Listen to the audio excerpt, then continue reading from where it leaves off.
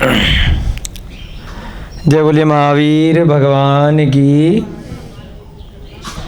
अनंत अनंत सिद्ध परमेष्टि भगवानों की, आचार्य भगवान श्री शुभचंद्र जी महाराज की, श्री पांडव पुराण नामक ग्रंथ की, युधिष्ठिर भीम अर्जुन इत्यादि सभी मोक्षगामी महापुरुषों की इस ग्रंथ के अनुवाद करता पंडित नंदलाल जी जैन विशारद जी की महाभारत के प्रेरणादायी प्रसंग की इस युग के प्रथमाचार्य श्री चारित्र चक्रवर्ती आचार्य भगवान श्री शांति सागर जी महान मुनिराज की, आचार्य भगवान श्री विमल सागर जी महाराज की, आचार्य भगवान श्री भरत सागर जी महाराज की, आचार्य भगवान समाधिग्रस्त श्री विद्यानंद जी महाराज की, आचार्य भगवान श्री विद्यासागर जी महाराज की, आचार्य भगवान श्री विराग सागर जी महाराज की, आचार्य भगवान श्री वर्धमान सागर जी महाराज की, आचार्य भगवान श्री विशुद्ध सागर जी महाराज की, मुनि श्री प्रणम्य सागर जी महाराज की, मुनि श्री विहर्ष सागर जी महाराज की, मुनि श्री अनुमान सागर जी महाराज की, आर्यका माता जी श्री चैतन्यमती माता जी की, चुल्लक श्री ध्यान सागर जी महाराज की, चुल्लक श्री गणेश प्रसाद वर्णी जी की, सभी ज्ञानदानम गुरुकुल के छात्र छात्रागण, अध्यापक अध्यापिकाएं। आवाज़ थोड़ी हल्की आ रही है, वो चालू है स्पीकर? चालू है, थोड़ी सी और बढ़ा दो आवाज़। सभी संस्थानम वेदानम के थोड़ी सी आवाज़ बढ़ा। सभी कार्यकर्तागण, स्वयं सेवकगण, अध्यापक अध्यापिकाएं, सभी श्रावक श्रेष्ठीजन,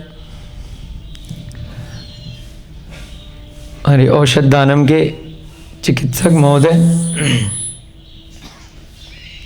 एवं अन्य सभी वीडियो इत्यादि के माध्यम से श्रवण कर रहे सभी धर्म प्रेमी बंधु,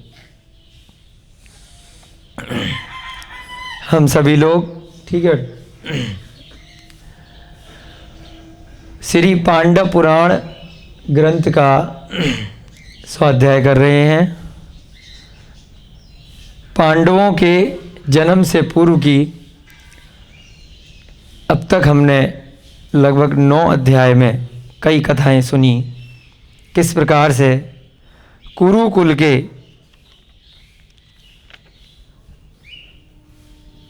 पूर्वज किस काल में कहाँ कहाँ जन्मे। हम लोगों को प्रायतः वर्तमान की दृष्टि से अगर देखा जाएगा तो अपने 2-4 पीढ़ी से ज़्यादा बहुत विरले, बहुत कम लोग होंगे जिनको जानकारी होगी। ज़्यादा से ज़्यादा पिताजी की तो रहती है, दादाजी की होगी, परदादा की होगी, परदादा के बाद भी परदादा वाली 3-4 पीढ़ी के बाद बहुत कम लोगों के पास ऐसी जानकारी होगी। आयु भी कम रह गई है इस कारण से। 100-200 साल पहले के जो दादा परदादा इत्यादि रहे, उनका कहीं उल्लेख ही नहीं मिलता है, कहाँ पे रहते थे, क्या करते थे। तो यहाँ पर आदिनाथ भगवान से लेकर के पांडवों के जन्म तक कुरुवंश चला, करोड़ों वर्ष निकल गए, करोड़ों अरबों। चतुर्थ काल के प्रारंभ में आदिनाथ भगवान हुए, भरत चक्रवर्ती के सेनापति जय कुमार हुए, और नेमिनाथ भगवान के काल में ये पांडव हुए, लगभग 22वें तीर्थंकर। एक कोड़ा कोड़ी सागर का पूरा ये चतुर्थ काल है। एक सागर में ही असंख्यात वर्ष होते हैं, और एक कोड़ा कोड़ी में आप अनुमान नहीं लगा सकते कितने वर्ष। उसके बाद भी वह कुरुवंश यों का त्यों चला आ रहा है। तो उसकी जानकारी कैसे प्राप्त हुई? जब हमें 2-4 पीढ़ी का नहीं पता, तो न जाने कितनी लाखों करोड़ों पीढ़ियां कुरुवंश की निकल गई, और फिर भी मुख्य मुख्य पात्र उसमें क्या क्या रहे, कौन कौन रहे, उसकी जानकारी इस ग्रंथ में आई है। तो कैसे पता चली? क्यों संकल्प जी, कैसे पता चली सही सही जानकारी?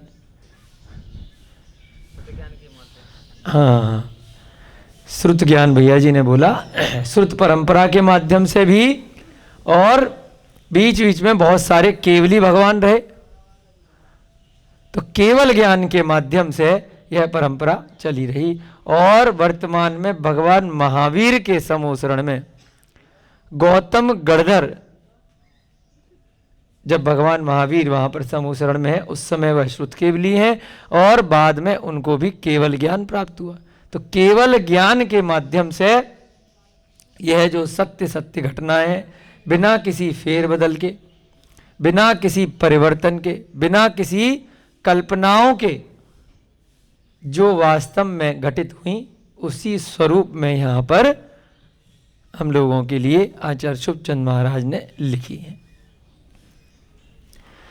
थोड़ा बहुत हिंदी के भावार्थ में समय के अनुसार, क्षेत्र काल के हिसाब से थोड़ी बहुत बातों में, लिखने में इधर उधर चीज़ें हो सकती हैं, कॉपी करने में, परंतु जो केवल ज्ञान में विषय वस्तु आई है वह यथार्थ सत्य है। जो घटना घटित हो गई, उसके बाद उसको बदला नहीं जा सकता है। जो हो गया तो उसी का वर्णन किया गया है।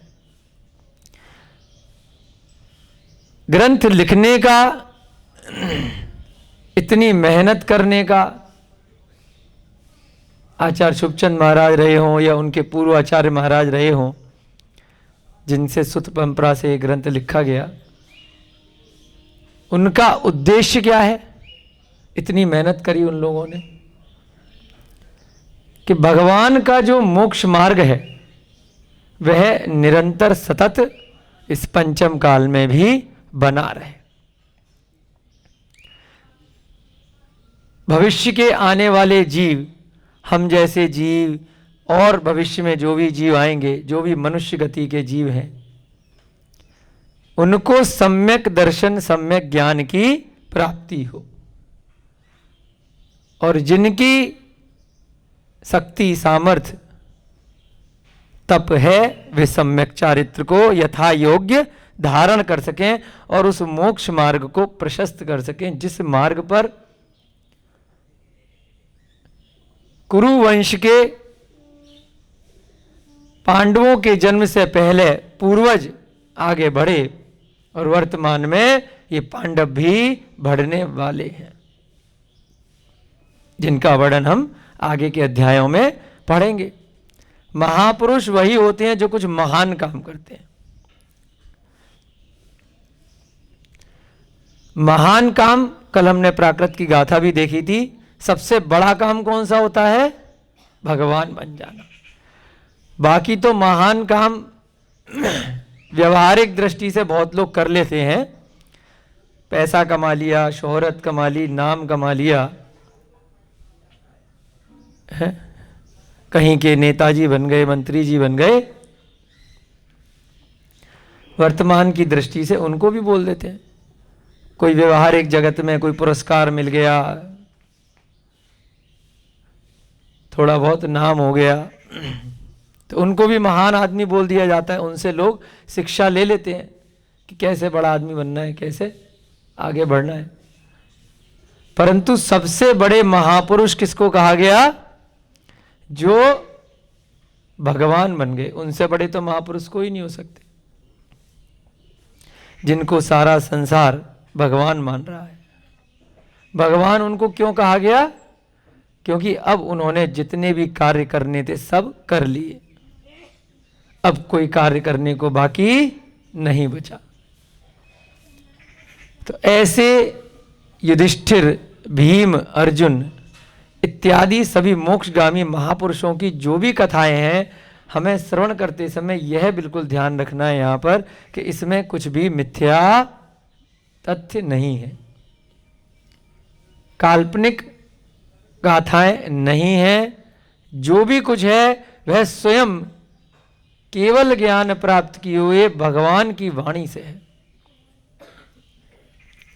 तो कुरु वंश के वंशज कालांतर में आते आते अब कौन बन गए हैं? व्यास बन गए हैं। उनके पुत्र पांडु हो गए।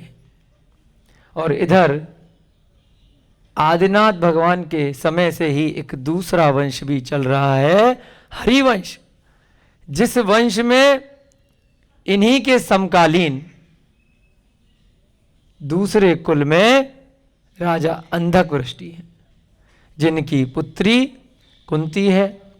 पुत्रों में समुद्र विजय, वसुदेव इत्यादि कई सारे महारथी सुपुत्र हैं। एक पुत्र से भोजवृष्टि नामक पुत्र है, उसके गांधारी नामक पुत्री है, वह भी हरिवंश में ही है। गांधारी का विवाह धृतराष्ट्र से करा दिया जाता है और कुंती और माद्री का विवाह पांडु से हो जाता है। विदुर का विवाह कुमुदमती से हो जाता है। तीनों भाइयों की अलग अलग स्थानों पर विवाह हो जाते हैं। धीरे धीरे विवाह के उपरांत कुंती को एक पुत्र रत्न की प्राप्ति होने वाली है। उसने 4 स्वप्न देखे। स्वप्नों का फल राजा पांडु से पूछा और बहुत प्रसन्न हुई जब उन्होंने अपने ज्ञान के आधार से उन स्वप्नों का फल बताया कि किस प्रकार से तुम्हारे गर्भ में एक पुत्र आने वाला है जो बहुत प्रतापी होगा, यशस्वी होगा, वीर होगा, गंभीर होगा और याचकों को मनवांछित दान देने वाला होगा और उसके 4 लघु भ्राता भी जन्म लेंगे। यह समाचार प्राप्त कर कुंती बहुत प्रसन्न चित्त होती है। उसके स्वरूप का वर्णन, बहुत सारा वर्णन हमने कल देखा था। उसके बाद 9 मास पूरे होने के बाद एक सुंदर एक पुत्र का जन्म होता है।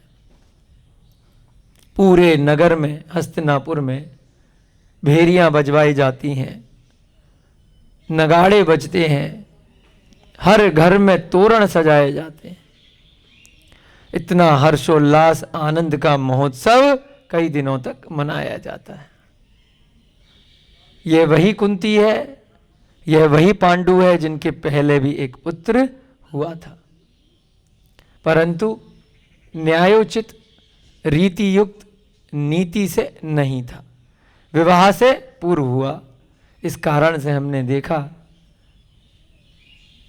कि एक तरफ जब कर्ण का जन्म हुआ तो कुंती भी परेशान है, उसके माता पिता सब परेशान है, पूरे नगर में बदनामी हो रही है। इतनी बदनामी कि राजा को कितना बड़ा निर्णय लेना पड़ा और उस अबोध बालक को जन्म होते ही नदी में बहा दिया गया। और यहां भी वही दोनों हैं, कुंती है और पांडु है, परंतु अब जो पुत्र हुआ है तो सारे नगर में खुद ढिढोरा पीट रहे हैं और पहले छुपाने की कोशिश कर रहे थे कि कैसे इस रहस्य को दबा दिया जाए, परंतु नहीं दबा। तो कितना फर्क है। तो इसलिए हमें यहां से भी प्रेरणा लेनी है कि किस प्रकार से जो माता पिता की सहमति से, जो परिवारी जनों की आशीर्वाद से जो विवाह इत्यादि के संबंध बना करते हैं वही श्रेष्ठ हैं। अन्यथा जगत में बहुत बदनामी ही मिलती है। इस प्रकार से यहाँ पर अब वर्तमान में सबसे बड़े पुत्र कुंती का जन्म ले लिया। याचकों को मनोवांछित पांडु के द्वारा दान दिए गए। आज हम आज के स्वाध्याय में देखेंगे कि उस पुत्र का क्या नाम रखा गया, धीरे धीरे वो कैसे बड़ा हुआ, बाकी के और उसके अभी 4 भाई और होने वाले हैं। इसकी भी भविष्यवाणी पांडु ने कल पहले ही कर दी थी। कैसे करी थी कि कुंती ने स्वप्न में कल्प वृक्ष जो देखा था उसकी 4 शाखाएं थीं, तो उससे अपने ज्ञान से पांडु जी ने लगाया कि 4 शाखाओं का मतलब है 4 और पुत्र हमारे कुल में होंगे। आगे का स्वाध्याय हम आगे निरंतर जारी रखेंगे। सभी लोग हाथ जोड़ेंगे और मंगलाचरण मिलकर के करेंगे। मंगलम भगवान वीरो मंगलम गौतमो गणी मंगलम कुंद कुंदाध्यो जैन धर्मोस्तु मंगलम सर्वमंगल मांगल्यम सर्व कल्याणकारकम प्रधानम सर्वधर्माणाम जैनम जयतु शासनम जैनम जयतु शासनम जैनम जयतु शासनम। सर्वे श्रोतारः सावधानतया शृण्वन्तु। सभी श्रोतागण सावधान होकर के थोड़ी देर के लिए एकाग्रचित्त होकर के ध्यान से श्रवण करने का, सुनने का प्रयास करेंगे। विद्वान एवं श्रेष्ठ जनों का यथोचित आदर सत्कार किया गया। जब पांडु जी को पता चला पुत्र हुआ है तो जो सामने आया, बताओ तुम्हें क्या चाहिए। खुश होता है इंसान तो खूब बांटता है, जब दुखी होता है तो दिया हुआ भी भैया वापस कर दो, बहुत परेशानी है ना। तो ऐसी खुशी में जब पुत्र रत्न की प्राप्ति हुई है, राजा पांडु राजा महाराजा हैं, उनके पास कमी क्या है, खजाने भरे रहते हैं पुण्य के कारण से, तो उसको खूब बांटा जाता है। जो जिस व्यक्ति की जो इच्छा होती है उसको वह प्रदान किया जाता है। और साथ साथ जो धार्मिक लोग होते हैं, जो धर्म प्रेमी राजा होते हैं, वह विद्वानों का भी सम्मान करते हैं कि जो विद्वान हैं, जिनको ज्ञान है, जो गुरुजी इत्यादि हैं, उन सब का भी यथोचित आदर सम्मान किया गया, उनको भी बुलाया गया। हमारे गुरु महाराज आचार्य विद्यानंद जी भी हमेशा कोई भी महोत्सव होता था, पूरे देश विदेश से जिन धर्म की प्रभावना करने वाले छुपे हुए विद्वानों को ढूंढ ढूंढ करके उनका आदर सम्मान इत्यादि किया करते थे। और वर्तमान में हमने देखा कुंद कुंद भारती में आचार्य स्वरूप सागर महाराज भी इसी परंपरा को आगे बढ़ा रहे हैं। विद्वान एवं श्रेष्ठ जनों का यथोचित आदर सत्कार किया गया। एवं दान में, अब देखिए पहले के लोग दान में क्या देते थे, अब क्या आजकल देते हैं लिफाफा। पहले क्या देते थे, गज हाथी ले जाओ, अश्व घोड़े ले जाओ, रथ वस्त्र आभूषण इत्यादि बहुमूल्य वस्तुएं दी गई। बहुत सारे रत्न बांटे जाते हैं, आभूषण दिए जाते हैं, हाथी घोड़ा रथ वस्त्र। चंद्रमा जिस प्रकार स्वयं दिन प्रतिदिन बढ़ता हुआ समुद्र को आनंद अतिरेक से भरता है। कल भी हमने समझाया था ना कि 15 दिन किस प्रकार से चंद्रमा के कारण से समुद्र में ज्वार भाटा आता है। पूर्णिमा जब होती है तो समुद्र का पानी बढ़ जाता है और अमावस्या पे 15 दिन धीरे धीरे कम हो जाता है। उसका विश्लेषण भी किया था कि किस प्रकार से लवण समुद्र के पाताल हैं लाखों योजन के, कि जिनमें हमेशा जल भरा रहता है। वह जल धीरे धीरे करके ऊपर की ओर 15 दिन तक आता है और 15 दिन वह जल धीरे धीरे नीचे वापस पाताल में चला जाता है। तो इस कारण से जब नीचे जाएगा तब क्या है, अमावस्या पे किनारे का जल कम हो जाएगा, समुद्र के किनारे का। और जब ऊपर आएगा तो क्या होगा, पूर्णिमा पर जो किनारे का जो बीच पे, समुद्र का किनारा बीच बोलते हैं ना अंग्रेजी में, तो वहां ज्यादा हो जाता है। तो यहां पर भी तुलना की गई कि चंद्रमा जैसे दिन दिन बढ़ता है और समुद्र को आनंद अतिरेक करता है, उसमें जल बढ़ता जाता है, उसी प्रकार ही है बालक भी स्वयं बढ़ने के साथ ही कुरुकुल के आनंद की वृद्धि का कारण बना। जैसे जैसे ये बालक बढ़ता गया तो आगे आगे क्या होता गया, कुरुकुल में सभी लोग खुश होते गए, पूरे परिवार के लोग, राजमहल के लोग, नगर के लोग, कि बच्चा बड़ा हो रहा है, बड़ा सुंदर, बड़ा अच्छा यशस्वी बच्चा है। इस प्रकार इस बालक के उत्पन्न होने से कुरुकुल को युद्ध में स्थिर होने की बुद्धि उत्पन्न हुई। क्या लिखा है, लाइन ध्यान से पढ़ेंगे। कोई भी नाम किसी का रखा जाता है तो उसका कुछ ना कुछ कारण होता है। देखिए अभी बालक का नाम नहीं रखा गया है, बालक जब उत्पन्न हुआ तो उसके पिताजी ने सोचा कि इसके कारण से युद्ध में स्थिर रहेंगे कुरुकुल के लोग, यानी कि हमेशा विजयी बने रहेंगे, कोई हरा नहीं पाएगा। एक होता है ना कि कहीं एक पोजीशन प्राप्त कर ली, उस पर टिके रहना बहुत जरूरी है।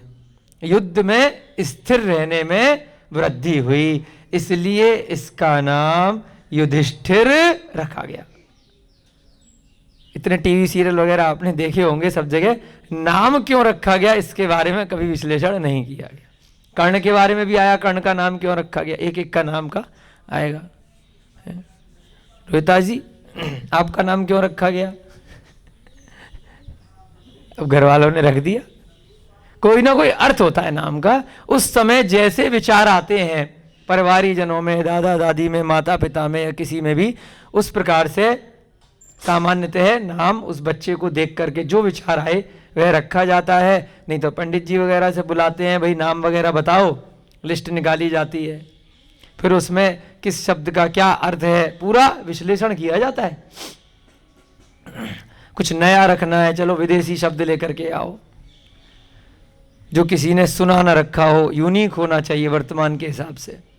तो बहुत अलग अलग तरीके से लोग नाम रखते हैं। तो ऐसे यहां पर युधिष्ठिर का क्या मतलब है, युद्ध प्लस स्थिर, यानी कि स्थित, जो युद्ध में स्थित रहे, यानी कि हमेशा जीतता हुआ है। तो इस कारण से उनका नाम क्या रखा गया, बोलो, युधिष्ठिर। पहले पांडव का नामकरण हो गया। कितने दिनों बाद हुआ है, कहानी धीरे धीरे युधिष्ठिर तक पहुंच ही गई। इंतजार की घड़ियां समाप्त हो गई हैं आप लोगों की। जब वह बालक गर्भ में आया था उस वक्त से भी जनता की अभिरुचि धर्म की ओर बढ़ गई थी। अब जब रानी पूरे दिन धर्म करेगी तो राजा रानी जो काम करते हैं, सेवक सेविका पूरे राजमहल के लोग उसको अनुसरण करते हैं, है ना। योग्य राजा है तो उनके फॉलोअर बहुत होते हैं। वर्तमान में भी जो आपके कोई नेता हुए, नगर के नेता हुए, प्रदेश के नेता हुए, देश के नेता हुए, तो वह जैसा करेंगे लोग अपने आप उनको सपोर्ट करने के लिए उनके पीछे पीछे बहुत बड़ी भीड़ लग जाती है। तो रानी जब युधिष्ठिर गर्भ में थे तो अब उसकी रुचि काहे में लग रही थी, कल हमने देखा था, पूरे दिन बस धर्म करती रहूं, मंदिर पूजा उपासना जाप तप स्वाध्याय उपवास इसमें लगी रहती थी। तो उसको देख करके जनता के भी जितने लोग थे उनकी अभिरुचि भी धर्म की ओर बढ़ गई थी, वो भी सारे के सारे उनके साथ धर्म करते थे। इसलिए इनका नाम धर्मराज भी पड़ गया। बोलते ना धर्मराज युधिष्ठिर, अब हमारी बात समझ में, इसलिए पढ़ा। और दूसरा नाम धर्मनंदन भी पड़ गया। ये नाम कम प्रचलित है। धर्मनंदन भी युधिष्ठिर का ही नाम था और धर्मराज भी था। अभी क्या बोल देते हैं, दोनों नाम मिला करके बोल देते हैं धर्मराज युधिष्ठिर, उसका एक तरह से अलग अलग नाम है। वह कुरुओं में सर्वश्रेष्ठ यानी अग्रणी था। अब अपना धीरे धीरे बड़ा हो गया, युवा हो गया, तो बड़ा श्रेष्ठ हो गया।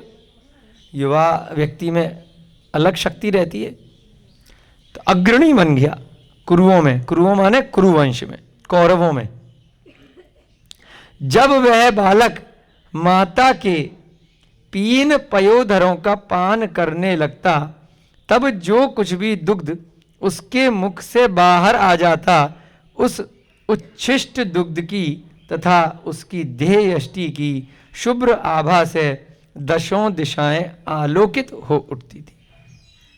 तो यहां पे ये बताने का प्रयास किया है कि कितने भी बड़े से बड़े महापुरुष हो जाएं, वह भी अपने माता का दुग्धपान करते हैं, अपनी माता का करते हैं, है ना।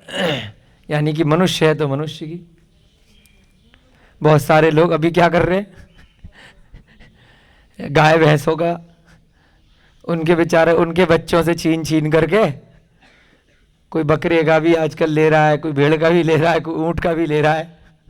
नए नए व्यापार आ गए, क्योंकि लोगों को नई नई आदतें हैं। पहले तो गाय का ही लेते थे, अब गाय तो विलुप्त कर दी गई, भैंस के पीछे पड़ गए, है ना। तो यहां पर क्या बताया कि जिस जाति का जो भी जीव होता है वह अपनी माता का दुग्धपान करता है, उसके अलावा नहीं करता है, मनुष्य को छोड़कर, है ना। मनुष्य ही बेचारा पहले अपनी माता का भी लेता है, फिर दूसरे की माता का भी छीन लेता है। तो उससे हमें बचना चाहिए। तो यहां क्या बताया गया है कि जब उसके मुंह से दूध निकल आता था, मतलब बच्चा क्या करता है, गंदा कर लेता है ना, छोटा सा बच्चा है युधिष्ठिर का, तो उसकी जो देह यष्टि की शुभ्र आभा से दशों दिशाएं आलोकित होती थी। पहले से इतना सुंदर था और उसका दूध मुंह पे लग जाता था, तो सारी दिशाएं बहुत आलोकित हो जाती थी। कुछ काल पश्चात वह बालक डगमगाते हुए चलने लगा। धीरे धीरे थोड़ा सा वर्णन बताया है, बाल लीलाएं कृष्ण जी की तो आपने बहुत सुनी होंगी, युधिष्ठिर की भी थोड़ी सुन लीजिए। वह तो अभी आगे वर्णन आएगा, वह तो भगवान है, मोक्ष गए हैं, भगवान है, अभी आएगा वर्णन, तभी तो हम ग्रंथ पढ़ रहे हैं उनका। कुछ ही लोगों को वर्तमान में फेमस कर दिया जाता है, एक के पीछे पड़ जाते हैं। बहुत सारे भगवान बने हैं, लव कुश भी भगवान बने हैं राम के साथ में, राम से पहले ही बन गए उनके बच्चे। उनका वर्णन खाली बच्चों तक ही सीमित करके उनकी कहानी खत्म कर दी जाती है। ऐसे ही यहां पर युधिष्ठिर की बाल लीलाएं थोड़ी सी बताई गई हैं। महापुरुष हैं कि धीरे धीरे वह बालक डगमगाते हुए चलने लगा। अब छोटे बच्चे कैसे चलते हैं, डगमगाते हुए चलते हैं, पिताजी देखने। एवं अपनी मधुर मुस्कान से एवं तोतली वाणी से माता पिता को आनंदित करने लगा। राजा का बेटा भी तुतलाता है, ऐसा नहीं है हम और आप ही तुतलाए होंगे बचपन में इशारों इशारों से, है। पांडु का पुत्र है, इतना यशस्वी है, देवगति से आया है, अच्युत स्वर्ग से देव था, अभी हमने कल पढ़ा था ना, अच्युत स्वर्ग से आया और माता के गर्भ में, परंतु वो भी बचपन में तुतला तुतला कर तो करके बोल रहा है। तुतलाना समझते हैं ना, भाषा समझ में नहीं आती है जो बच्चा बोलने का प्रयास करता है। तोतली वाणी से माता पिता को आनंदित करने लगा। शारीरिक वृद्धि के साथ ही उसके गुण एवं बुद्धि भी विकसित हो चले। धीरे धीरे बच्चा बड़ा हो रहा है और बुद्धि भी बढ़ रही है और अन्य गुण भी विकास को प्राप्त कर रहे हैं। छोटा सा बच्चा आता है, धीरे धीरे बड़ा हो जाता है। कैसे हो जाता है बड़ा, कैसे होता है? हम सब बड़े कैसे हुए? खा पी के बड़े हुए। तो रोटी खाने से हमारा इतना बड़ा स्वरूप कैसे बन गया? पत्थर को खिला के दिखाओ, बड़ा हो जाएगा क्या? आदमी बन जाएगा क्या? पेड़ को रोटी खिलाओ, ईंट पत्थर को। तो कैसे हो रहा है हमारा स्वरूप? ये सब 5 प्रकार के शरीर होते हैं, पहले भी आपको बताया है। कार्मण शरीर, बोलो, बीच बीच में दूसरे दूसरे प्रसंग भी बोलते रहने चाहिए याद करने के लिए। कार्मण शरीर, तेजस शरीर, औदारिक शरीर, वैक्रियक शरीर, आहारक शरीर। तो हम लोगों को, जो मनुष्यों को और त्रियंचों को साधारण तौर पर प्राप्त होता है, जो ऊपर से हमें दिख रहा है ये सब, ये कौन सा शरीर है? औदारिक शरीर। इसके अंदर कौन सा है जो हमें दिखाई नहीं दे रहा है? हमारी खाल के अंदर तेजस और उसके अंदर कार्मण। ये दोनों शरीर दिखाई नहीं देते। कार्मण शरीर और तेजस शरीर आत्मा के साथ लगे रहते अंदर ही। तो जो भी हम खाते पीते हैं वह भी पुद्गल है, उसके अंदर जान नहीं है। रोटी के अंदर है ना, पुद्गल ही है एक तरह से जो भी हम खा पी रहे हैं। और जिसको खिला रहे हैं, जो औदारिक शरीर है, वह भी पुद्गल ही है। पुद्गल ही पुद्गल को खिला रहा है। कमाल की बात है। अब गाड़ी चलाते हैं तो गाड़ी में डीजल डालते हैं, उसके अंदर जाने के डीजल में रखा हुआ है टैंकर में, तो चल रहा है कहीं? गाड़ी में जाने के अगर खड़ी हुई है तो बोल रही है, सांस ले रही है? बताओ। डीजल को जब गाड़ी में डाला जाता है, चाबी घुमाई जाती है तो चलने लगता है। पुद्गल से पुद्गल चल रहा है ना, चल रहा? क्यों? दोनों में जान नहीं है। ऐसे ही चूंकि आत्मा के साथ में, आत्मा क्या? चाबी है? ऐसे अगर मृत शरीर को आप रोटी दाल सब्जी जो आप अभी खा रहे हैं वो खिलाओगे तो चलेगा क्या? चलेगा? मृत शरीर को चलेगा? नहीं चलेगा ना। तो ऐसे ही आत्मा क्या? चाबी लगाती है। तो जब वो दोनों हैं अलग, दाल रोटी सब्जी जो भी चीजें खा रहे हैं, और शरीर, दोनों पुद्गल हैं, दोनों बाहरी चीजें हैं, आत्मा से भिन्न वस्तुएं हैं, पर हैं। कल भी हमने पढ़ा था ना, स्व और पर का भेद विज्ञान। स्व माने आत्मा और पर माने शरीर। तो शरीर के ऊपर जो हम ईंधन डाल रहे हैं भोजन रूपी, वह आत्मा रूपी चाबी, जो इग्निशन बोलते हैं ना, हम चाबी घुमाते हैं स्कूटी वगैरह में स्टार्ट करने के लिए, तो आत्मा उसकी चाबी है। जैसे ही जब तक आत्मा है तब तक ये दोनों अपना काम करेंगे। शरीर और शरीर के ऊपर जो भोज्य पदार्थ उसके अनुरूप दिए गए। जैसे ही आत्मा निकल जाएगी, शरीर बढ़ना बंद हो जाएगा। तो यहां पर युधिष्ठिर का शरीर क्यों बढ़ रहा है? क्योंकि उसके अंदर एक आत्मा है, और वह भोजन उस औदारिक शरीर को इस संसार में जो उसके बढ़ाने के योग्य कर्म वर्गणाएं हैं, उसके अनुरूप उसका शरीर बढ़ा रही है। अब जानवर है, जानवर को भी आप वही खाना खिला दो, कुत्ते को जो आप खा रहे हो। खिलाते हैं बहुत सारे लोग, जो हम खा रहे हैं वही खिला देते हैं अपने जानवरों को खाना। घर में पालतू है तो उनके आदमी जैसा स्वरूप बनेगा क्या? उसके जैसा बनेगा। क्यों? क्योंकि जो औदारिक शरीर की रचना होती है वह नाम कर्म के कारण होती है। बोलो, कौन से कर्म के कारण? नाम कर्म के कारण। कर्म की, नाम कर्म की 42 प्रकृतियां होती हैं। उसमें से एक प्रकृति होती है जिसके अनुसार कैसा शरीर मिलेगा। गोरा होगा या काला होगा, लंबा होगा, छोटा होगा, है मोटा होगा कि पतला होगा, इस पे किसी का कोई वश नहीं होता है। जैसे पिछले जन्म में कर्म किए हुए हैं पूर्व जन्म में, उसके अनुरूप जैसे नाम कर्म की प्रकृतियों का हमने आश्रय किया है अगले जन्म में, तो उस हिसाब से हमारे शरीर की रचना होगी। बहुत ही सूक्ष्म है जिन ग्रंथ, एक एक चीज का बहुत डिटेल अलग अलग ग्रंथों में, हजारों ग्रंथ हैं, बहुत विश्लेषण किया गया है। तो उन नाम कर्म के उदय के कारण, पहले क्या था? पिछले जन्म में बांधा, और अब क्या हो रहा है? उसका उदय आ रहा है, अब फल आ रहा है। तो इस कारण से अब युधिष्ठिर जी को बहुत सुंदर शरीर मिला है, दैदीप्यमान शरीर है, प्रकाश निकल रहा है, इतने बलवान हैं और धीरे धीरे वृद्धिगत हो रहे हैं। तो ये किस कारण से? शरीर किस कारण से, कौन से कर्म से बनता है? नाम कर्म। 8 कर्म दोबारा से एक बार बोलेंगे फिर आगे पढ़ेंगे। पहला कर्म ज्ञानावर्णी, दर्शनावर्णी, मोहनीय, अंतराय, उसके बाद आयु, नाम, गोत्र, वेदनीय। तो इसमें आया ना छठे नंबर पे आयु के बाद। आयु कर्म का मतलब कितनी आयु हमने बांधी है उतनी आयु हमारी इस जन्म में रहे। नाम माने कैसा शरीर इत्यादि की हमें प्राप्ति होगी। त्रियंच का है तो त्रियंच के हिसाब से मिलेगा, पेड़ पौधों का है तो पेड़ पौधों के हिसाब से भी इनका शरीर है जो पेड़ पौधे हैं। स्पर्श इंद्रिय है जो पेड़ पौधे दिख रहे हैं ना, ये शरीर है इनका, इनका भी ये औदारिक शरीर है? और देवताओं नारकियों को कौन सा शरीर मिलता है?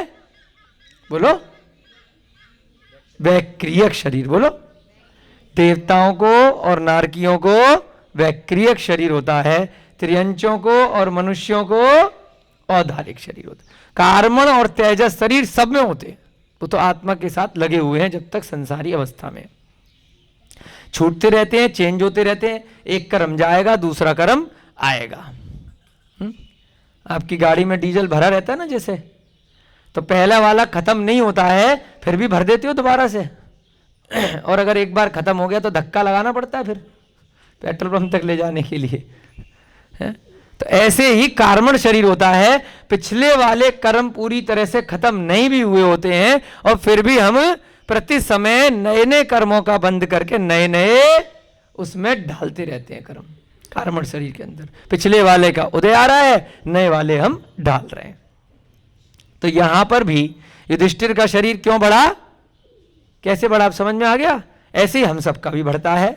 वही भोजन पदार्थ हम सात्विक भोजन, शाकाहारी भोजन करते हैं, उससे हमें अपने अपने नाम कर्म के अनुरूप अपना अपना स्वरूप प्राप्त होता जाता है। और एक समय बाद जब पूरा युवा हो जाता है फिर उसके बाद बढ़ना बंद हो जाता है। फिर क्या करता है? धीरे धीरे घटना शुरू हो जाता है, बुढ़ापा आने लगता है। एक बार शिखर पे पहुंचते हैं युवावस्था में, उसके बाद ढलने लग जाता है। जैसे सूर्य है, दिन में ढलता है बिल्कुल धूप में, उसके बाद शाम तक क्या होता है? धीरे धीरे अस्त होता है। ऐसे ही ये जन्म, जरा, बुढ़ापा, मृत्यु, ये सब अनादिकाल से ऐसे ही चली आ रही हैं, रात और दिन की तरह से। एक बार हम एक जन्म लेते हैं, युवावस्था प्राप्त करते हैं, फिर उसकी वृद्धावस्था प्राप्त करते हैं, फिर समाप्त हो जाते हैं, फिर अगले जन्म में दोबारा खड़े हो जाते हैं। अनादिकाल से निरंतर यह क्रम चलता आ रहा है। चलिए अब क्या हुआ आगे पढ़ेंगे। धीरे धीरे जब युधिष्ठिर बड़ा हो रहा है तो क्या हो रहा है? उसके गुणों में वृद्धि हो रही है और गुणों के साथ में उसके बुद्धि में भी विकास हो रहा है। मानो उसके सौंदर्य पर मुग्ध होकर गुण इत्यादि स्वयं ही चले आए हो। कुमार पांडु क्रिया विधान संस्कार विधि में पूर्ण निष्णात था, इसलिए उसने इस बालक की अन्नप्राशन, यहां पर कुछ संस्कार विधियां लिखी हैं कि जब बच्चे पैदा होते हैं तो उसके बाद कुछ समय बाद उनको संस्कार दिया जाना चाहिए, जिससे कि वह कुल को, मान को आगे बढ़ाएं, धर्म में उनकी रुचि बनी रहे, कभी भी दुष्ट प्रकृति के ना बने, पूरे जगत को हमेशा प्रसन्न करें, स्वयं का भी कल्याण करें। तो पांडु बड़ा इंटेलिजेंट था, बड़ा धार्मिक था, उसको पूरा ज्ञान था। तो इस कारण से क्या किया उसने? संस्कार विधि, क्रिया विधान समय समय पर उस बालक के कराए। तो कौन कौन से संस्कार कराए यहां पे हम पढ़ेंगे। अन्नप्राशन सुचोल, बोलो। हाँ, ये संस्कार होते हैं बच्चों के, आज भी करने चाहिए। दूसरा उपनयन, बोलो। उपनयन संस्कार ये भी कराया। और पहला अन्न प्राशन सुचोल। उस बालक ने भी शनै शनै बाल्या अवस्था में को पूर्ण कर युवा अवस्था में प्रवेश कर लिया। अभी भी होता है ना कि 18 साल के हो गए तो ये वाला संस्कार होगा, 6 साल के हो गए तो ये होगा, 8 साल के हो गए तो अभी भी अलग अलग समाज में अलग अलग रीति के अनुसार बच्चे का कभी मुंडन हो रहा है, कभी कोई पूजा हो रही है, कुछ ना कुछ संस्कार कराए जाते हैं अलग अलग रीति रिवाजों से। 16 संस्कार ऐसे यहाँ पर सारे संस्कार उसने कराए, अन्नप्राशन, सुचोल, उपनयन इत्यादि। अब धीरे धीरे बच्चा युवा अवस्था में प्रवेश कर गया। युवा अवस्था सबको अच्छी लगती है। यौवन के प्रारंभ में एक समय ऐसा भी आता है कि अधिकांशतः इस वय में पथ भ्रष्ट हो जाया करते हैं। देखिए कितने हजारों साल पहले का ग्रंथ भी वर्तमान के परिप्रेक्ष्य में बिल्कुल सत्य है। यौवन में ही सारी गलतियां होती हैं। अधिकांशतः पथ भ्रष्ट हो जाया करते, अधिकांश बोला है। ज्यादातर लोग पीने में, खाने में, इधर उधर, अब आजकल मोबाइल के चक्कर आ गए, पटाने पुटने में, घूमने फिरने में, गलत कार्य करने में, जुआ खेलने में, है ना, बदमाशी करने में, लोगों को मारने में, हिंसा युक्त कार्य करने में लिप्त हो जाते हैं। पहले के जमाने में भी होते होंगे। तो ये युवा अवस्था चीज ही ऐसी है, क्योंकि बीच की श्रेणी है।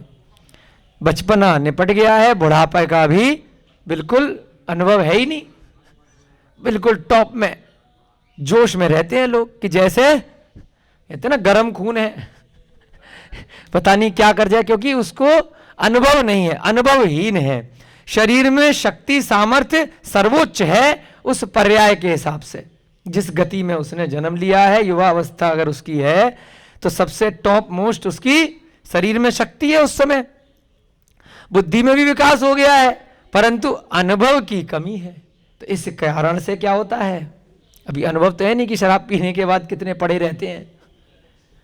तो पहली बार सभी लोग, ग्रुप मिल जाता है, दोस्तों का संग मिल जाता है तो पी लेते हैं। कहीं कोई गलत काम कुछ कर रहे हैं अन्य अन्य प्रकार से, तो उन गलत कामों में भी लग जाते हैं। अब तो फैशन बन गया विवाह पूर्व संबंध बनाने का, कॉलेज में, स्कूलों में, कार्यालयों में, अन्य अन्य, जो वहां पर भी नहीं जा रहे तो इंटरनेट पे, सोशल मीडिया पे, कि जिसका कोई भी नहीं है साथ में तो वो तो बेचारा बेचारा है या बेचारी है, जिसका कोई साथ में नहीं है। और अब तो ये भी फैशन है कि जिसके खाली एक आधा ही है तो वो भी बेचारे हैं। एक लड़का है तो 3-4 संबंध होने चाहिए, एक लड़की है तो 3-4 5 10 होने चाहिए कम से कम, है, कभी एक दिन कोई, एक दिन कोई, तो ये भी फैशन है। तो इसी को बोला गया है कि युवा अवस्था में अधिकांशतः लोग पथ भ्रष्ट हो जाते हैं। पथ माने जो सही मार्ग है, जो समीचीन मार्ग है, जो योग्य मार्ग है, उससे भटक जाते हैं। परंतु फिर क्या लगा दिया यहाँ पे, परंतु, यानी कि युधिष्ठिर साहब के लिए लिख रहे हैं, उनमें लेश मात्र भी विकार उत्पन्न नहीं हुआ। अपने जो धर्म के संस्कार थे, जो पिछले भवों में इतने पुण्य किए थे, उस पुण्य के कारण से वह और लोगों को देख करके, दोस्तों को देख करके, मित्रों को देख करके, प्रजा के लोग और क्या कर रहे हैं, पथ से भ्रष्ट नहीं हुए। बिल्कुल भी उनके मन में लेश मात्र, अंश मात्र भी विकार नहीं आया, बुरे विचार नहीं आए। बहुत मुश्किल होता है, 100 लोगों की भीड़ में आप रह रहे हो, 99 लोग गलत काम कर रहे हैं और आप उससे बचे रह जाओ। कहते हैं ना, खरबूजे को देख करके खरबूजा रंग बदल देता है। एक गंदी मछली सारे तालाब को गंदा कर देती है। धीरे धीरे कर, कैसे करती है, अकेली नहीं करती है, एक ने एक को किया, अब 2 गए, 2 ने तीसरे को किया, फिर 3 ने 6 को किया, फिर 6 ने धीरे धीरे करके 50 को किया।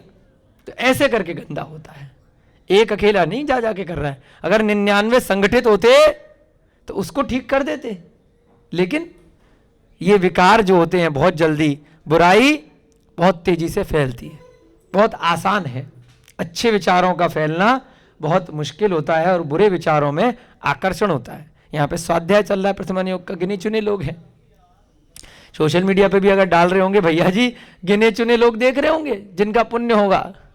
और यहाँ पर अभी एक फिल्मी कहानी डाल दी जाए, यहाँ पे बढ़िया सा नृत्य करवा कर, है ना, बढ़िया सा पीछे से म्यूजिक चला करके उल्टे सीधे फुहड़ डांस डाल दिया जाए तो क्या होगा, लाखों लोग देखने वाले आ जाएंगे, यहां भी आ जाएंगे साक्षात में, और इंटरनेट पे भी लाखों लोग देखेंगे। क्यों? क्योंकि बुरे कामों में आकर्षण होता है। जो मदिरा पान के गृह है, मैखाने इत्यादि, जो शराब खाने हैं, बार अंग्रेजी में बोलते हैं, वहां पर लाइन लगी रहती है खरीदने के लिए, पीने के लिए। और जहां शुद्ध भोजन, वीगन शुद्ध भोजनशाला हो, दाल रोटी सब्जी बिल्कुल शुद्ध मिल रहे हो, चौका लग रहा हो, 10-5 लोग, 2-4 लोग गिने चुने। क्यों? क्या कारण है? क्योंकि अच्छी चीज आकर्षित कम करती है। लोगों को लगता है संसारी जीवों की अपेक्षा से कि ये तो लोग पता नहीं कौन से ग्रह से आए हैं हमेशा धर्म की बात करते रहते हैं, अच्छा बनने की बात करते रहते हैं। ये भी कोई जीना है? इतनी मुश्किल से ये जन्म मिला है, लूटो खाओ, बोलो आगे, मौज लो। दोबारा मिला या नहीं मिला, किसने देखा है? तुम तो घास फूस खाने वाले बेकार लोग हो। इतनी मुश्किल से जन्म मिला है और उसको कष्ट दिए जा रहे हो अपने शरीर को। ऐसे करके लोग बोलते हैं। शराब की दुकानों पे, ठेकों पे आप जाकर के देख लीजिए, किलोमीटर लंबी लाइन लगी रहती है कि जैसे मुफ्त में बट रही हो। और फलों की ठेल पे, क्यों रोहिताज जी, बेचारा आवाज़ लगा लगा करके घरों घरों जा जा कर करके बेचता है सब्जी फल वाला। तब बड़ी मुश्किल से कोई आता है, एक एक ग्राहक, और वो भी क्या करता है, 10 मिनट तक बार्गेनिंग करता है। 20 रुपए की चीज 15 में दो, 10 वाली 8 में दो। और शराब की दुकान पे कोई बार्गेनिंग होती है? ऐसे नोट लेकर के ऐसे खड़े रहते हैं कि पूरी गड्डी रख ले बस दे दे। कोई बार्गेन, कितने भी रेट बढ़ा दो, मन मर्जी, फिर भी लाइन बढ़ेगी बढ़ेगी, कभी कम नहीं होगी। तो इनसे क्यों हम ये सारे उदाहरण देते हैं इन ग्रंथों में, कि हमें ये नहीं देखना है कि भीड़ ज्यादा कहां पर है, हमें स्वयं को देखना है। बहुत बार ये प्रसंग आता है जब भी हम स्वाध्याय करते हैं कि अगर ये सारी बातें सच्ची होती तो यहां पे भीड़ क्यों नहीं है। भाई भीड़ तो आपको बताया ना, फल की दुकान पे भी नहीं है। भीड़ कहां जाएगी? शराब की दुकान पे जाएगी, बार में जाएगी, मैखाने में जाएगी, मदिरा गृह में जाएगी। तो उससे आप तुलना कर लो कि यहां पर भीड़ नहीं है, इसका मतलब आप सही जगह आए हो सही स्थान पर बैठे हो। कभी भी धर्म के स्थान पर ज्यादा भीड़ नहीं होती है। जहां धर्म के स्थान पर तमाशे हो रहे होते हैं, वहां पे तो बहुत नाच गाना करा लो, धर्म के स्थान पे खूब बड़े बड़े प्रोग्राम करा लो, खूब भीड़ आ जाएगी। जहां धर्म के स्थान पर धर्म सिखाया जा रहा है, आपको अच्छा इंसान बनने के लिए प्रेरणा दी जा रही है, आपको मोक्ष मार्ग पर आगे बढ़ने के लिए बढ़ाया जा रहा है, वहां पर भीड़ कम ही होगी। क्योंकि मात्र 608 जीव 6 महीने 8 समय में मोक्ष जाते हैं, मात्र है। एक दिन में 3-4 से ज्यादा नहीं जाते। और एक दिन में कितने लोगों का संसारी जीवों के रूप में जन्म हो जाता है? एक एक सेकंड में असंख्यात जीव उत्पन्न हो रहे हैं संसार में, एक पर्याय से दूसरी पर्याय, दूसरी से दूसरी, बदलते जा रहे हैं ना। परंतु मोक्ष कितने जा रहे हैं? मात्र 6 महीने 8 समय में 608 जीव, तो बहुत कम जा रहे हैं, इक्का दुक्का। तो इसलिए यहां पर इन कथाओं में सच्चा श्रद्धान करना है। तो यहां क्या बताया, ये बहुत इंपॉर्टेंट लाइन है, इसके ऊपर पूरे 1-2 घंटे का क्लास लगाई जा सकती है कि युधिष्ठिर क्यों महान बने। क्योंकि यह अवस्था, उनकी युवा अवस्था की अवस्था ऐसी थी कि उसमें बिगड़ने के चांस सबसे ज्यादा थे। युवा अवस्था में वही एक समय होता है, चाहे स्त्री है चाहे पुरुष है, चाहे युवक है चाहे युवती है, बचपन में नहीं बिगड़ेगा जब वो घर से बाहर नहीं निकला। वो तो माता पिता के संरक्षण में है, कंट्रोल में है, नियंत्रण में है। जैसे ही उसको आप कॉलेज भेजोगे, बाहर पढ़ने के लिए भेजोगे, उसके बाद वह आपके नियंत्रण में नहीं रहेगा। तो किससे नियंत्रण में रहेगा? आपने जब तक उसको बचपन में अपने साथ में रखा है, तो जैसे संस्कार, जैसा उसमें बीज डाला है, उसके अनुसार वह आगे बढ़ेगा। हम भी दिल्ली आए थे आज से 20 साल पहले, 2002 में, आगरा जैसे शहर को छोड़ करके। बस एक छोटा सा नियम हमारी माता जी ने दे रखा था, जिसके कारण से आपके समक्ष आज बैठे हैं। वो छोटा सा नियम बहुत बड़ा बन गया कि सुबह नाश्ता नहीं मिलता था जब तक मंदिर नहीं जाएंगे। नियम था तो जाना ही पड़ेगा। चाहे 5 मिनट के लिए चावल चढ़ा के आ जाओ, 10 मिनट में भाग करके, सामने ही मंदिर था, 5-10 मिनट 5-7 मिनट जाने के।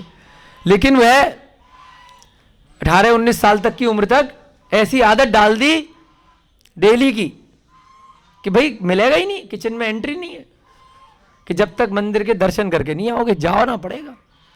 तो उस नियम के कारण से ही धीरे धीरे करके जब दिल्ली भी आए तो ढूंढा भैया मंदिर कहाँ है, कहीं जैन मंदिर मिल जाए।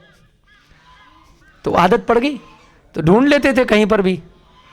तो मंदिर होते हुए फिर ट्रेनिंग पे जाते थे, चाहे बस से उतर करके जाएं, 10 मिनट खराब हो, कुछ भी हो, पहले मंदिर जाएंगे, फिर पहले बस पकड़ेंगे एक, फिर दूसरी बस पकड़ेंगे, फिर जाते थे ऑफिस। आर्टिकलशिप चलती है 3 साल की सीए में। तो वो धीरे धीरे करके उस नियम से बढ़ते बढ़ते फिर एक दिन ऐसा आया कि जब सीए कंप्लीट हो गई तो उसके बाद में थोड़ा सा समय मिलने लगा पढ़ाई से और ऑफिस से, अपना समय अपने कार्यालय खोल लिया। तो शाम को मंदिर में ऐसे ही इंदिरापुरम में स्वाध्याय 5 मिनट सुनने को मिल गया, पद्म पुराण हाथ में लग गया। तो उस कारण से धीरे धीरे क्या हुआ, एक छोटे से नियम ने मंदिर तक पहुंचाया, और मंदिर में जैसे यहां पे आप लोग बैठे हैं वहां पे स्वाध्याय करने को मिल गया। उसके बाद रुचि बढ़ती गई, तो धीरे धीरे करके और आगे बढ़े, और ग्रंथ पढ़े, और रुचि बढ़ी। तो संसार का सच्चा स्वरूप कालांतर में समझ में आया, गुरुओं का आशीर्वाद मिला। बहुत सारे मुनि महाराजों के उस मंदिर के कारण से वहां पे कभी कोई मुनि आ रहे हैं, माता जी आ रही हैं, है ना, दीदियां आ रही हैं, ब्रह्मचारिणी आ रही हैं, तो उनके सुनने का सानिध्य मिला, रुचि बढ़ती गई। तो इसलिए यहां पर भी वही प्रसंग आया, हमने अपने जीवन से बताया, आपके अपने अपने जीवन में भी ऐसे बहुत सारे उदाहरण हो सकते हैं कि शराब की दुकान पे जाओगे तो क्या मिलेगा, वहां से निकलोगे तो वैसा ग्रुप मिलेगा, और मंदिर में जाओगे तो कैसा ग्रुप मिलेगा। इसलिए मंदिर धर्म के आस्था के केंद्र इसलिए है। बहुत सारे लोग बुराई करते हैं, अरे मूर्ति पूजक है, बेकार के लोग, पत्थर को पूज रहे हैं, इंसानों को पूजो। बहुत डायलॉग मारते हैं लोग। इतने इंसान, इतने जानवर परेशान हैं, उनकी रक्षा करो, उनको ये करो, उनको वो करो। अब मूर्ति पूजक है तो बेकार लोग हैं, जैनी लोग तो मूर्ति पूजा, पत्थरों को पूजते रहते हैं, मिट्टी को पूजते हैं, धातुओं को पूजते हैं, मूर्ख हैं। अरे इनके कारण से ही जो लोग ये प्रवचन देते हैं ना, यहाँ पर कितनी मनुष्यों की भी सेवाएं चल रही है आपके सामने मंदिर की वजह से, पशु पक्षियों की भी चल रही है, इंसानों की भी चल रही है, पर्यावरण की भी चल रही है, मंदिर की वजह से ही तो चल रही है। और जो लोग इतना प्रवचन भाषण देते हैं वो बताओ क्या कर रहे हैं, किसकी सेवा कर रहे हैं? ना खुद कर रहे हैं सेवा, ना किसी को करने दे रहे हैं। क्योंकि इस मंदिर के बहाने से उस धर्म में आस्था रखने वाले अच्छे लोग जुटते हैं, और उस मंदिर के केंद्र के कारण से ये सारी जो धार्मिक क्रियाएं हैं, पशु पक्षियों की रक्षा हो, चाहे मनुष्यों की रक्षा हो, चाहे गरीबों की, निर्धनों की रक्षा हो, चाहे महिलाओं की रक्षा हो, चाहे बच्चों के स्कूल की जैसी बातें हो, शिक्षा के केंद्रों, वह सब मंदिर के कारण से ही तो चलते हैं। बीच में तो एक सेंटर पॉइंट भगवान होगा ना, और भगवान को ही हटा दो तो बाकी चीजें तितर बितर हो जाती हैं, इधर उधर भागती हैं, कोई स्थिर नहीं हो पाती। तो ये सब भ्रांतियां फैलाई गई हैं लोगों को धर्म से दूर करने के लिए, आस्था से दूर करने के लिए। और फिर भीड़ कहां जाती है? वहीं शराब की दुकानों पे, मांस की दुकानों पे, दुराचार करने वाले जो स्थान है वहां भीड़ लगी रहेगी। फिल्मी टॉकीज लग रहे हैं, हजारों लोग, जैसी वो टॉकीज छूटता है कितनी भीड़ निकलती है, दे दनादन दे दनादन। कितनी आप टॉकीज खोल दो फिर भी भीड़ कम नहीं होगी, कभी भी फेल नहीं होंगे, हमेशा हाउसफुल रहेंगे। तो इसलिए हमें पूरा विवेक रखना है, मंदिरों के प्रति भी आस्था इसलिए रखनी है कि भगवान की एक प्रतिमूर्ति है, उन्होंने अपने 8 कर्मों को दूर किया है, घातिया कर्म, अघातिया कर्म, भगवान बने हैं। तो वहाँ उनकी भक्ति से हमें बहुत पुण्य का आश्रम मिलता है। और हमें जब तक हम गृहस्थ में हैं तो 4 प्रकार के जो अच्छे दान हैं उनको करने की प्रेरणा मिलती है। अभय दान, ज्ञान दान, औषध दान और आहार दान। इन 4 दानों में जब तक हम गृहस्थ जीवन में हैं तब तक हमें उत्तम, मध्यम और जघन्य रूप से अपने गृहस्थ जीवन में जो भी हमने धन का उपार्जन किया है उसको दान करने की प्रेरणा मिलती है। ये स्वाध्याय सुनने के जो हमारे निमित्त बनते हैं उस मंदिर के कारण से ही बनते हैं, तो कभी भी हमें मंदिर जैसी आस्था के केंद्रों का विरोध नहीं करना चाहिए, है ना। चाहे किसी भी धर्म के हो, किसी भी मत के हो, मंदिर तो मंदिर है। कम से कम वहां पर कुछ अच्छे लोग आकर के जुट रहे हैं। उस मंदिर में कहीं भी आप किसी भी धर्म के मंदिर में चले जाइएगा, वहां पर कभी भी मांस भक्षण इत्यादि नहीं होता है ना। कुछ ना कुछ अच्छी बातें, अच्छे रीति रिवाज, आपको अच्छा इंसान बनने के लिए कुछ ना कुछ अच्छे प्रवचन आपको प्रतिदिन कहीं ना कहीं सुनने को मिल ही जाएंगे। तो यहां पर भी बहुत बड़ा प्रसंग आया है युधिष्ठिर का कि युधिष्ठिर युवा अवस्था में प्रवेश किए, परंतु उसके बाद भी उनके मन में विकार नहीं आए, कोई भी गलत आचरण उन्होंने नहीं सीखा। कला, विद्या, शील, कांति, बल एवं ज्ञान सभी में वह प्रवीण हो गए। कौन कौन सी चीजें सीखी? आदिनाथ भगवान ने क्या क्या सिखाए थे? बोलो। 80, जोर से बोलो। मसी, कृषि, वाणिज्य, कला, शिल्प, ये 6 प्रकार की कलाएं आदिनाथ भगवान के समय से चली आ रही हैं। जो हम खेती वेती कर रहे हैं, अस्त्र शस्त्र चला रहे हैं, मशीनें चला रहे हैं, है ना। वाणिज्य, कॉमर्स वाले लोग जो कर रहे हैं, सीए भी वाणिज्य के अंदर ही आता है, अकाउंट्स का काम सारा, हिसाब किताब, मुंशी। कला, 72 प्रकार की कलाएं, एक कला नहीं है, हर कला को सिखाया। शिल्प, वाणिज्य, कला, शिल्प, सारी चीजें। तो ऐसे ही यहां पर युधिष्ठिर के समय में भी उन्होंने कला सीखी, सारी विद्याएं सीखी, शील सीखा, कांति, बल एवं ज्ञान सभी में वह प्रवीण हो गए। बहुत प्रवीण माने बहुत विद्वान हो गए, पर स्वभाव में कोई अभिमान नहीं आया। क्या होता है, जैसे जैसे आपका ज्ञान बढ़ता है तो आपके अंदर मृदुलता आती है, अभिमान कम होता है, वात्सल्य बढ़ता है, घमंड नहीं आता है। ज्ञान, सच्चा ज्ञान जो होता है, और जो मिथ्या ज्ञान है तो उसमें क्या हो गया, अरे मेरे पास ये डिग्री है, तो जानता नहीं है मैं कितना पढ़ा लिखा हूं, मेरे सामने तूने ऐसी बात कैसे कर दी, मैं कितना डिग्री है, मेरी डिग्री है, तेरे पास कुछ भी नहीं है, तू बिना पढ़ा लिखा, तू अनपढ़ है, तू गंवार है। ऐसे शब्द कौन बोलते हैं?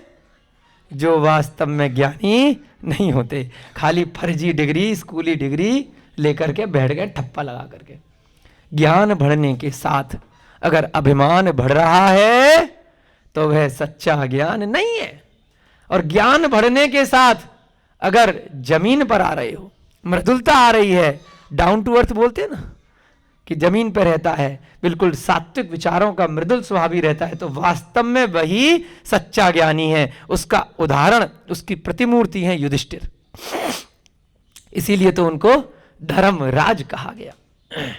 ऐसी थोड़ी ना फेमस हो गए पांडवों में। जैसे जैसे उनका ज्ञान बढ़ा वैसे वैसे उनके अंदर बिल्कुल भी अभिमान नहीं था। उनके उन्नत एवं विशाल मस्तक पर रत्न जड़ित मुकुट ऐसा प्रतीत होता था मानो साक्षात सुमेरु पर्वत का शिखर ही हो। सुमेरु पर्वत का शिखर कैसा होता है? पांडुक शिला होती है उस पर, जहां पर हम प्रतिदिन भगवान के अभिषेक करते हैं ना अपने मन से। तीर्थंकरों का अभिषेक हुआ करता है, वहां पर जो शिला है उस पर 4 कोनों में 4 शिलाएं, सुमेरु पर्वत की चूलिका पर। उस चूलिका से एक बाल ऊपर सौधर्म ईशान के विमान प्रारंभ हो जाते हैं, वैमानिक देव आ जाते हैं उसके शिखर के ऊपर, और वहां तक मनुष्य जा सकता है। कितने योजन का है सुमेरु पर्वत? 1 लाख योजन, 45 लाख योजन का 2.5 द्वीप है। 1 लाख योजन ऊंचा है सुमेरु पर्वत, और 40 योजन की चूलिका अलग से है। तो कितना हो गया? 1,40,000। 1,40,000 नहीं है, 1,40,000 योजन। हाँ, और जितना ऊपर होगा तो थोड़ा नीचे भी होगा। तो कैसे है? नींव कितनी है? 1,000 योजन की नींव है। तो ऊपर कितना रह गया? 1,40,000 में से 1,000 चले गए तो 99,040 योजन जमीन के ऊपर है, और 1,000 योजन इस जमीन के नीचे है। जहां तक ये 1000 योजन जा रहा है उस पृथ्वी का क्या नाम है? जिस पृथ्वी पर जहां हम रह रहे हैं इसमें 1000 योजन का जहां तक ये सुमेरु पर्वत की नींव जा रही है, जैसे पेड़ की नींव होती है ना, तो पेड़ जितना ऊपर है उतना ही नीचे तो नहीं होगा, थोड़ा उससे 10-20% नीचे जमीन में नींव होगी ना। आप जो बिल्डिंग भी खड़ी करते हैं तो एक आधा मंजिल नीचे नींव खोदते हैं, तो 10-20 मंजिल ऊपर 5-7-10 मंजिल खींच लेते हैं। तो ऐसे ही 1000 योजन वाली जो पृथ्वी है इसका नाम क्या है? बोलो। चित्रा। चित्रा, चित्रा पृथ्वी जो हमारी पहली पृथ्वी है जिस पे हम रह रहे हैं, इसका पूरे का नाम क्या है? रत्न प्रभा। बोलो। थोड़े थोड़े नाम याद रखनी चाहिए, बीच बीच में इसलिए याद दिलाते रहते हैं प्रथमा योग के साथ। रत्न प्रभा। बोलो। रत्न प्रभा, पहली पृथ्वी रत्न प्रभा, उसके 3 भाग। बोलो। रत्न प्रभा के 3 भाग। पहला भाग, सब लोग रिपीट करो जोर जोर से, बोलो। खर भाग, दूसरा भाग पंख भाग, तीसरा भाग अब बहुल भाग। अब बहुल भाग।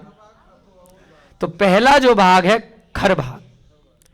खर भाग 16,000 योजन का होता है। बोलो। खर भाग 16,000 योजन का होता है। इसके 16 पृथ्वियां होती हैं 1000 योजन की। तो जो ऊपर वाली है वो कितने की हो गई? 1000 योजन की। उस 1000 योजन वाली पृथ्वी का फिर से नाम है चित्रा पृथ्वी। धीरे धीरे याद हो जाएगा, घबराने वाली बात नहीं है, अभ्यास से नाम चेंज नहीं होंगे, परमानेंट यही नाम है। बोलो। चित्रा पृथ्वी। चित्रा पृथ्वी तक मनुष्य लोक है। हम कहां तक जा सकते हैं? नीचे 1000 योजन तक जा सकते हैं। हम 1-आधा किलोमीटर के बाद नहीं जा पाते वर्तमान में क्योंकि इतनी गर्मी आ जाएगी, इतनी ऊष्मा आ जाएगी, नीचे सब पानी पानी, इतने लिक्विड हो जाएंगी धातुएं। परंतु मनुष्य लोग नीचे 1000 योजन तक है। उसके नीचे पंख भाग में कौन से देव रहते हैं? भवनवासी इत्यादि देवों की जगह आ गई, व्यंतर भवनवासी जो होते हैं ना, भवनवासी। और उसके नीचे अब बहुल भाग में इसी से लगे हुए हैं नारकी होते हैं। पहली पृथ्वी में ही जो नरक में है, नीचे यही है नरक, पाताल नहीं है, नरक कहलाता है क्योंकि बहुत नीचे है ना। तो इस प्रकार से 3 भाग हैं। पहली पृथ्वी रत्न प्रभा के, खर भाग, पंख भाग और अबोल भाग। तो यहां पर तुलना की गई है सुमेरु पर्वत से। तो सुमेरु पर्वत अब याद रहेगा 1,40,000 योजन का है। 1000 योजन जमीन के नीचे है, 99,040 योजन ऊपर है, जिसमें 99,000 योजन का पर्वत है और 40 योजन की उसकी चूलिका, यानी ऐसे शिखर होता है ना, तो शिखर है जिसपे पांडुक शिला इत्यादि 4 शिलाएं हैं जिन पे भगवान का, तीर्थंकर भगवानों का अभिषेक किया जाता है जन्म के उपरांत। तो यहां पर तुलना करी गई है कि उसके उन्नत एवं विशाल मस्तक पर रत्न जड़ित मुकुट ऐसा प्रतीत होता था। किसके? युधिष्ठिर के मस्तक पर मुकुट लगता था। तो उसमें उसकी तुलना कैसे की गई है? जैसे सुमेरु पर्वत का शिखर, यानी कि उसकी चूलिका के समान, जहां पर पांडुक शिला वगैरह, जहां पर भगवान का अभिषेक होता है, तो ऐसे शिखर के समान युधिष्ठिर का मुकुट था। युधिष्ठिर की मुख मुद्रा देखने में अत्यंत मनोज्ञ प्रतीत होती थी। उसके थोड़े स्वरूप की सुंदरता का वर्णन किया गया है। एवं उसके समक्ष चंद्रमंडल भी कांतिहीन प्रतीत होता था। बहुत सारी उसकी तुलना की गई है कि चंद्रमा भी कांतिहीन लगता था युधिष्ठिर जब युवा हो गया। मुख मुद्रा बहुत मनोज्ञ थी। चंद्रमा की कांति के घट बढ़ जाने के दोष से उस युधिष्ठिर का मुख चंद्र विमुक्त था। यानी कि चंद्रमा तो 15 दिन बढ़ता है, 15 दिन कम होता है, परंतु युधिष्ठिर का मुख हमेशा पूर्णिमा के चंद्रमा की तरह रहता था, उसको बिल्कुल भी घटता बढ़ता नहीं था। इसलिए चंद्रमा से भी इस गुण में वह श्रेष्ठ था। चंद्रमा से अगर तुलना की जाएगी तो उससे श्रेष्ठ था, उससे बेटर निकलेगा। कर्णों में कुंडलों की शोभा अनुपमे थी। कर्ण यानी कि यहां पे कर्ण भाई की बात नहीं हो रही है, जो इनके एक भाई साहब भी है ना, जो नदी में बहा दिए गए कर्ण जी। यहाँ किसकी बात हो रही है? कर्ण। कानों में कुंडल भी पहना करते थे, अब तो पुरुष पहनते ही नहीं है, है ना। अब तो स्त्रियों की शोभा रह गई है। पहले के राजा महाराजा, बहुत सारे लोग, पुरुष भी बहुत बढ़िया श्रृंगार करते थे, है ना। यहाँ बाजू बंद और बढ़िया सा मुकुट उकुट पूरे दिन, और कुंडल उंडल सब चीजें पहनते थे। कानों में जो उनकी कुंडलों की शोभा थी वो अनुपमेय थी, अनुपम थी, बहुत सुंदर थी। कपोल चंपा के पुष्प के सदृश सुंदर थे। चंपा के जो फूल होते हैं ना, तो जैसे वो सुंदर लगते हैं, ऐसे ही वह भी बहुत सुंदर थे। बिंबा फल समतुल्य उसके रक्तिम सुंदर ओष्ठ थे। बिंबा फल कौन सा होता है? रोहिता जी बताएंगे, हमारे आयुर्वेद वाले। होठों के लिए आया, होठ बड़े सुंदर थे बिंबा फल की तरह, यानी कि पान को तो नहीं बोलते, पान से होठ लाल हो जाते हैं। कोई बिंबा फल है, जैसे वह सुंदर होता है, ऐसे ही युधिष्ठिर जी के होठ समतुल्य थे, बहुत सुंदर थे। नयनों पर है, सेब को बोलते हैं बिंबा फल। अच्छा, नयनों पर की युगल भ्रू रेखाएं विस्तीर्ण धनुषाकार एवं चंचल थी। नाकों पे जो आंखों पे भौएं वगैरह होती है ना, तो इसके लिए क्या बोला है? धनुषाकार थी। धनुषाकार होता है ना आंखों की, ये ऐसे करके, कितनी अच्छी तुलना करिए। भ्रू रेखाएं विस्तीर्ण धनुषाकार एवं चंचल थीं। वे ऐसी प्रतीत होती थीं कि मानो त्रिलोक को ही वश में करने के लिए कामदेव अपनी पताकाओं को सरगर्व फहरा रहा हो। ऐसा लगता था उनकी आंखें देख करके कि पूरा 3 लोग उनकी आंखों को, चंचल नेत्रों को देख करके जैसे वश में हो जाए, और कामदेव अपनी पताकाएं सर्वत्र फैला रहा है गर्व से। कंठहार इत्यादि आभूषण पहन लेने पर, पहले से इतने सुंदर थे, अब ऊपर से कंठ में माला वाला आभूषण पहन लिए, तो उसके बाद तो कहना ही क्या है। आभूषण इत्यादि, कंठ का हार, यानी ये भी नया शब्द है, कंठहार। क्या बोलते हैं आप लोग गले में जो डालते मैडम? है कंठ के हार को क्या बोलते हो? ये जो चैन वैन डालते हैं स्त्रियां, जैसे मंगलसूत्र, बाकी चैन ही बोलते हैं, हिंदी में क्या बोलते हैं उसे? है कंठी। हाँ, तो कंठहार, कंठ का यानी गले का हार इत्यादि आभूषण पहन लेने पर वह सुवर्ण किरणों से उद्भासित सुमेरु समतुल्य जाजपलमान लगता था। सुमेरु पर्वत किस चीज का बना है? ईंट पत्थर का? बताओ। खालिस सोना है 1 लाख योजन का। हम इतने से के लिए हैं कितना परेशान रहते हैं, हाय मिल गया तो पगला रहे।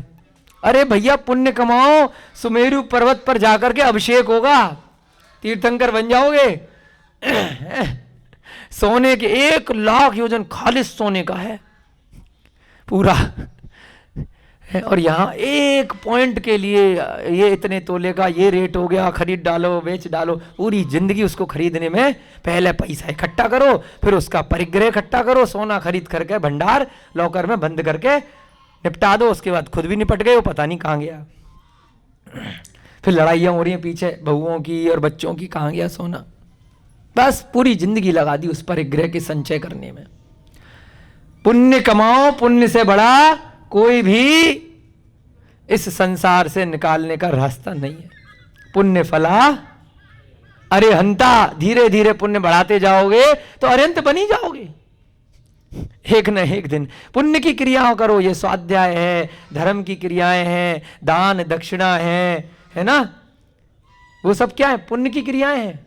किसी को कष्ट नहीं देना, सबकी सेवा करना, चाहे मनुष्य गति के जीव हों चाहे पशु गति के जीव हों।